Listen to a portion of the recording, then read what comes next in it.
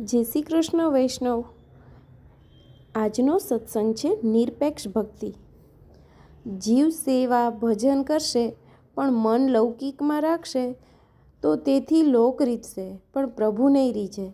માટે જો પ્રભુને પ્રસન્ન કરવા હોય તો લૌકિક કામના છોડી અને સેવા કરે તો પ્રભુ પ્રસન્ન થાય, તથા એક પ્રભુનો જ આશ્રય કરવો તેથી પ્રભુ પ્રસન્ન થાય છે।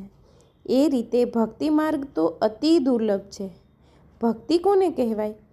તો કહે છે કે ગજેન્દ્રને જૂડથી છોડાવ્યો તે કંઈ ભક્તિ નહીં, વળી દ્રૌપદીના ચીર પૂર્યા તે પણ ભક્તિ નહીં, અને અર્જુનના સારથી થઈ અને રથ હાંક્યો તે પણ ભક્તિ નથી। શ્રી યશોદાજીએ દામણે બાંધ્યા અને ભાગ્યા ને મૃતિકા ખાઈને 14 બ્રહ્માંડ દેખાડ્યા તે પણ ભક્તિ નથી।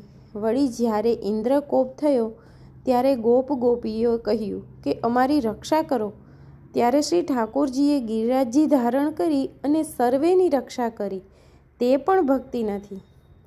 વળી શ્રી યમુનાજીએ શ્રી ઠાકોરજીના ચરણ સ્પર્શ કરવાનો મનોરથ કર્યો તેથી જલ ઊંચા ચડ્યા, ત્યારે શ્રી વસુદેવજીને ડર લાગ્યો, ત્યારે શ્રી ઠાકોરજીએ ચરણ સ્પર્શ કરાવ્યા, ત્યારે શ્રી યમુનાજીએ માર્ગ દીધો તે પણ ભક્તિ નથી।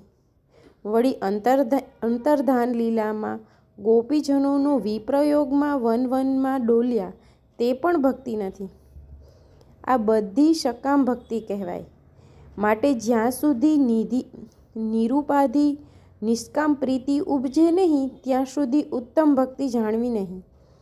ત્યાં પૂછ્યું છે કે મહારાજ ભક્તિનું સ્વરૂપ કેવું છે?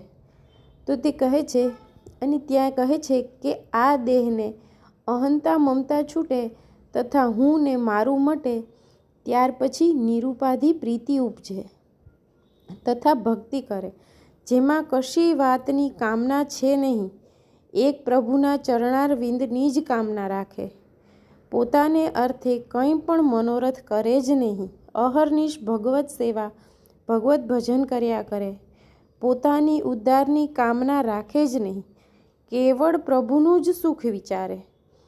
દેહ ધર્યાનું કાર્ય તો એક સેવા જ છે એમ માનીને ચાલે, બીજી કોઈ વાત હૃદયમાં આવે નહીં, સર્વે કામના રહિત સેવા કરે ત્યારે પ્રભુ પ્રસન્ન થાય છે, તેવું ભક્તિનું સ્વરૂપ છે। શ્રી વલ્લભાધીશ કી છે। શ્યામ સુંદર શ્રી અમને મહારાણી કી છે। શ્રી ગુસાઈજી પરમ દયાલ કી છે।